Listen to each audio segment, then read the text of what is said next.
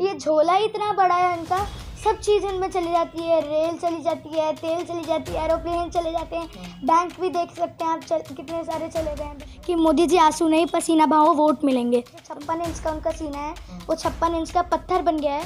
मैं कहूँ तो वो पत्थर किसी ना किसी दिन तो टूटेगा। हमारा ऐसा प्रधानमंत्री जो 7 बार रो चुका हो, उनकी गुल्लक से चोरी करते हैं, जैसे कि उन्होंने कोड़ियों की ज़मीन जो थी वो करोड़ों में बेच रहे हैं वो। नमस्कार, मैं दामिनी शर्मा सजग भारत में आपका स्वागत करती हूँ। मेरे साथ इस वक्त संदीपनी मिश्रा मौजूद हैं। आप जानते ही होंगे, अक्सर वीडियोस में संदीपनी को देखा होगा, इनकी बातों को सुना होगा। एक 10 साल की बच्ची, एक ऐसी उम्र जब हर बच्चा खेलता है, मिट्टी में खेलता है, स्कूल जाता है, पढ़ाई करता है, पर संदीपनी मिश्रा वह सब करते के साथ भी एक अलग चेहरा बन चुकी हैं। आज संदीपनी मिश्रा से बात करेंगे, जिस प्रकार से यूपी में अब चुनाव आने वाले हैं और यही चुनाव अब एक घमासान युद्ध आगे जाकर बनने वाला है। संदीपनी से बात करेंगे कि उनकी क्या सोच है, वो क्या राय रखती हैं अपनी। संदीपनी, आप जानती होंगी यूपी में अब चुनाव आने वाला है, आपकी क्या राय है? क्या आप सोच रखती हैं, क्या दोबारा यूपी में योगी जी की सरकार बनेगी या कुछ आपकी बार बदलाव देखने को मिल सकते हैं? इस बार शायद बदलाव हो, मेरे ख्याल से मेरे को तो लगता है कि बदलाव होंगे यूपी में। और ऐसे बहुत सारी जो चीज़ें योगी सरकार ने की हैं जो लोगों को पसंद नहीं आई हैं, और ऐसी बहुत सारी चीज़ें उन्होंने की हैं। और उन्होंने ज़्यादातर वो राम नाम के ऊपर ही रहते हैं, हर चीज़ में राम नाम लाते हैं और अयोध्या की बात करते हैं और राम राम करते हैं, तो वो अजीब लगता है लोगों को। और बहुत लोगों को ये सही नहीं लगता कि हर बात में क्यों। यूपी में आप देख सकते हैं महिलाओं की सेफ्टी भी नहीं है, तो उधर बहुत बदलाव होंगे, शायद यूपी के सीएम बदल जाएं।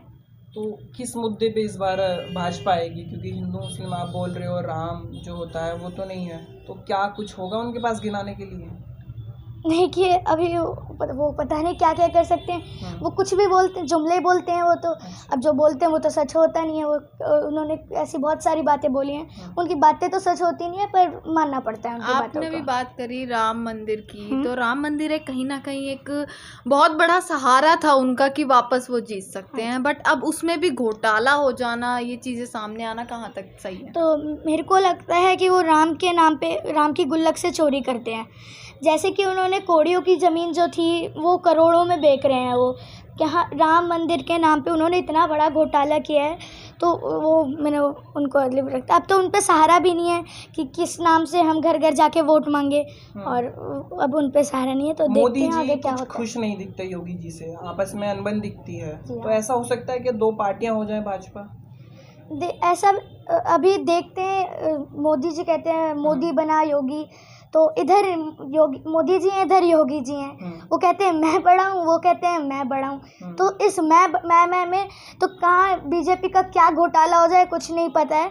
ये दोनों एक दूसरे को चाहते हैं कि मैं अपने आप को बड़ा दिखाऊं, वो चाहते हैं मैं अपने आप को बड़ा दिखाऊं, पर ये पता नहीं है अभी को क्या एंड टाइम पे कर दें, तो उनका देखा नहीं जा सकता। स्कूलों की बात होनी चाहिए, हॉस्पिटल की बात होनी चाहिए, चुनाव की बात क्यों होनी लगी है? मतलब अभी तो 3rd वेव भी लोग बताते हैं कि आनी बाकी है, तो उस पर फोकस क्यों नहीं करते हैं? इलेक्शन पे क्यों फोकस कर रहे हैं?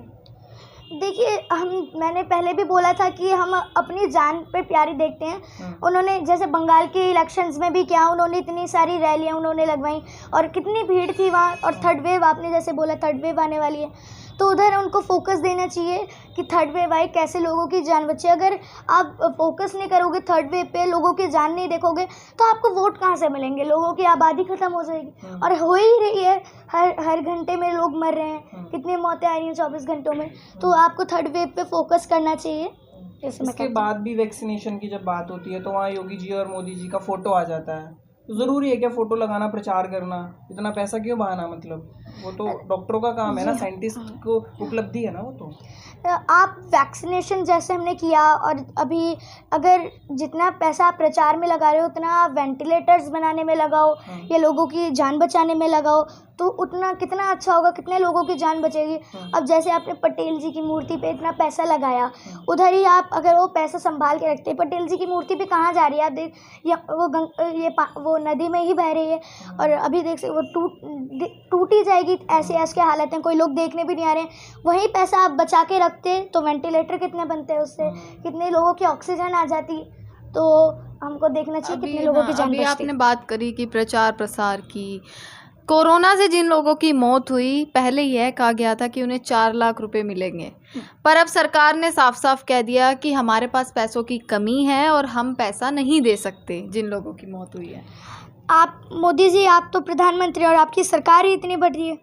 और जहाँ केजरीवाल जी को आप देख सकते हैं, वो जिनकी भी मौत हुई है, जिनके भी कोरोना में कर्मचारी थे, उनके घर घर जाके वो 1 करोड़ रुपए दे रहे हैं। तो आप देख सकते हैं एक दिल्ली का सीएम जो एक सिर्फ सीएम है और आप प्रधानमंत्री हैं, तो देखिए किस पे पैसों की घोटाला है। हाँ, इतना पैसा जो ये टैक्स से लेते हैं, चाहे पेट्रोल हाँ। हो चाहे डीजल हो, इतना टैक्स उन्होंने बढ़ा दिया हर चीज़ पे। उसके बाद भी ऐसा पैसा जाता कहाँ है? देखिए वो अपने कहीं हवाई जहाज लेते हैं, जैसे आपने देखा उन राफेल खरीद लाए।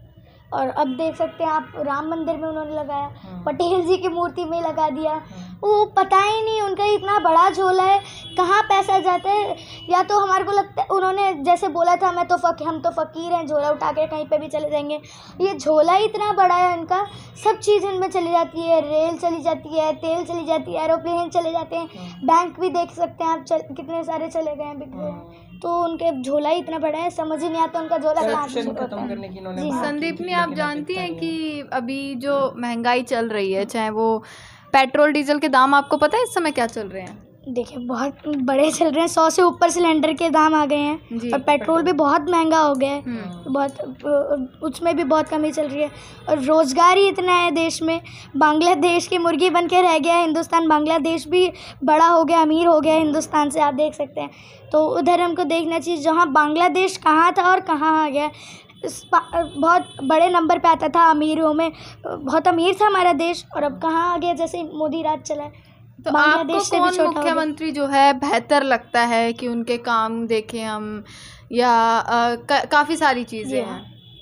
देखिए मेरे को केजरीवाल जी अच्छे लगते हैं, और मेरे को लगता है वो एक दिन प्रधानमंत्री भी बनेंगे। देखिए यूपी जो राज्य है बहुत बड़ा राज्य है। हाँ। दिल्ली के मुकाबले बहुत बड़ा राज्य है। हाँ। आपको लगता है कि अगर केजरीवाल जी अगर कभी आगे मौका मिला तो वो संभाल लेंगे इतने बड़े राज्य को? देखिए वो मैं बताऊँ तो IRS भी रहे हैं, हम सबको पता है। और उनको इतना तो पता है कि हम पैसा कहाँ किस इस्तेमाल करें। और उन्होंने दिल्ली को बहुत फ़ायदे में भी लाए हैं। वो हम देख, दिल्ली और यूपी में कितना डिफरेंस है। जहाँ यूपी में एडमिशन में ताला लगा हुआ है, स्कूलों में कितने स्कूल बंद हो गए हैं, उधर ही आप दिल्ली में देखिए कतार लग रही है एडमिशन्स की। और आप देख सकते हैं बिजली के बिल कितने इधर मुफ्त हैं एकदम। बिजली के बिल, हर बिजली के बिल ज़ीरो आते हैं। जब भाजपा कहती है मुफ्तखोर दिल्ली, तो कैसा लगता है? आप भी दिल्ली में रहते हो। देखिए दिल्ली में जो है सीएम साहब हमारे प्यारे, हम मतलब केजरीवाल साहब, वो चाहते हैं कि दिल्ली वालों का कैसे बेनिफिट हो। और वो ये नहीं कहते मुफ्तखोर नहीं, वो उतना हमारे से पैसे भी लेते हैं। अगर जैसे गरीब है, उसके घर में एक ही बल्ब जलता है, तो एक बल्ब के वो पैसे नहीं ले रहे हैं। अगर आप AC भी चला रहे हो, कूलर भी चला रहे हो, और उधर आप कितनी सारी लाइट जला रहे हो और AC 3-3 चल रहे हो, तो आपके तो पैसे लगेंगे। वो मुफ्तखोर दिल्ली नहीं है। वो चाह रहे हैं कि बस गरीब का बेनिफिट हो। अगर गरीब एक बल्ब जला रहा है तो उसको पैसे ना देने पड़े। अगर आप इतने AC चला रहे हो, 3-3 AC घर में चला रहे हो, उधर कूलर, पंखे, इतनी चीज़ें चला रहे हो, तो आपको तो बिल लगेगा। अच्छा, पढ़ाई पे बात करते हैं अगर, तो फ़ायदा होता है ऑनलाइन क्लास का जो स्कूल बंद हो गए हैं? कुछ और हो सकता था क्या? देखिए जैसे प्रधानमंत्री जी ने, ऐसे हमारे स्कूलों ने भी किया कि ऑनलाइन क्लासेस लगाई, लेकिन क्लासेस का इतना फ़ायदा तो नहीं है। पर पूरी टीचर्स अपना बेस्ट कर रहे हैं कि हम कैसे बच्चों को पढ़ाएं, लेकिन बच्चे नहीं पढ़ पा रहे हैं। नेटवर्क का कभी रीज़न आ जाता है, कुछ भी रीज़न आता है, और ज़्यादा बच्चे ऐसे पढ़ भी नहीं रहे हैं। बंगाल जैसी समझदार है यूपी के अंदर पब्लिक? क्योंकि बंगाल में जो देखा गया है, खदेड़ा हो गया है वहाँ से भाजपा का। ऐसा कुछ उत्तर प्रदेश के अंदर देखने को मिलेगा? जी हाँ, बिल्कुल मिलेगा। अगर हमारे जैसे बहुत ये हमारे जो केजरीवाल साहब है, शायद वो भी लड़ें यूपी के इलेक्शन, कुछ पता नहीं है। ऐसा भी हो सकता है। मैं घोषणा तो नहीं करूँगी कि आगे क्या हो, पर यूपी में बदलाव बहुत आएगा। और ये जो है, और ये जो 56 इंच का उनका सीना है, वो 56 इंच का पत्थर बन गया है। मेरे तो वो पत्थर किसी ना किसी दिन तो टूटेगा ही। हर पत्थर एक दिन टूटता है। तो कभी ऑक्सीजन पे गिर जाता है, ऑक्सीजन की पाइप पे, कभी वैक्सीनेशन की लाइन पे गिर जाता है। तो कुछ पता नहीं। अभी जैसे 18 साल के लोगों को वैक्सीनेशन लग रही थी, उस कतार पे भी गिर गया, वो भी बंद हो गई। अमित शाह जी के बारे में क्या कहना चाहेंगी संदीपनी आप? वो भी एक बहुत बड़ा चेहरा है, और अगर मोदी जी की बात करूँ तो अमित शाह की बात ना करूँ, ऐसा तो हो नहीं सकता। जी हाँ, मोदी जी के साथ ही वो हमेशा रहे हैं। हाँ। जब मोदी जी यहाँ सीएम थे तब वो अध्यक्ष हर थे जगह ही बीजेपी रहे पार्टी। हैं वो, हर जी हाँ, चुनाव वो वगैरह, एक साथ ही उन्होंने पार्टी करा है। तो मेरे को उनका नाम भी, वो भी एक तरह से बड़ी शख्सियत है, हमारे होम मिनिस्टर हैं, गृह मंत्री हैं। तो मैं इन दोनों को मोटा भाई छोटा भाई कहती हूँ। मोटा भाई और ये जो छोटा भाई हैं एक साथ ही काम करते हैं। जो इनके बाद के कानून होते हैं वो किसी को पता नहीं चलते हैं। तो उनका अलग ही है, वो जो कानून बताते हैं किसी को पता नहीं चलता है कैसे है। मोदी जी ने कहा हम उत्तर प्रदेश के अंदर काफी रैली करेंगे, मोदी जी खुद करेंगे। हाँ जी हाँ। तो प्रधानमंत्री के कार्य छोड़ के फिर उत्तर प्रदेश, कभी बंगाल, ऐसा क्यों करते हैं?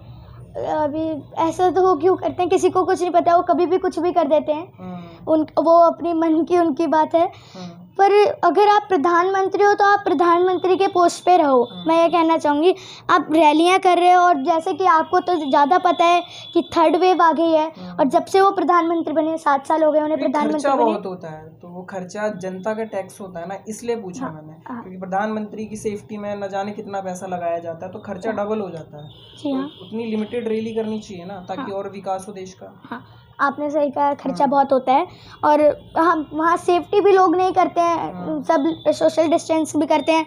और जब से मैं बताऊँ, बंगाल के चुनाव आए थे तब भी कितने सारे मतलब कोरोना पॉजिटिव आया, और बंगाल में भी कितने पॉजिटिव केस आए हैं, और बहुत लोगों की जान भी गई हैं। तो मैं ये कह रही थी, आप जब तक वो मतलब 7 बार ही प्रधानमंत्री रह चुके हैं, और मतलब 7 साल हो गए उन्हें प्रधानमंत्री बने, और तब से वो 7 बार रो चुके हैं। हमारा ऐसा प्रधानमंत्री जो 7 बार रो चुका हो, तो ऐसा कैसे? गलत क्या है भावुक होने में? अगर अपनी जनता के लिए वो भावुक हो रहे हैं तो गलत क्या है उसमें? देखिए, जनता के सामने भावुक होना ये गलत बात नहीं है, लेकिन आप देख सकते हैं केजरीवाल जी भी आज तक नहीं रोए। उनको भी तीसरी शपथ उन्होंने ले ली है, सीएम बने हुए, वो आज तक रोए क्या? और जबकि आप तो प्रधानमंत्री हो मोदी जी, तब आप रो रहे हो। उन्होंने जब हालात देखे कि हमारे इतने सारे योद्धा हैं और हमारे देश की जो जनता है कोरोना के चलते जान चली गई, उसके बाद वो रोए हैं। कोई भी भावुक हो सकता है, तो प्रधानमंत्री क्यों नहीं? देखिए, आप देखिए आगे का कल हम कैसे सुधारें, आप ये देखना चाहिए। आप अगर पहले देख रहे हैं, पहले की बात देख रहे हैं, तो पहले की बात तो पहले गई, तब आपको जब हैंडल करना था आप करते। लेकिन अब आपको देखना चाहिए कि आगे हम क्या बदलाव कर सकते हैं, उसमें रोने से क्या बात है।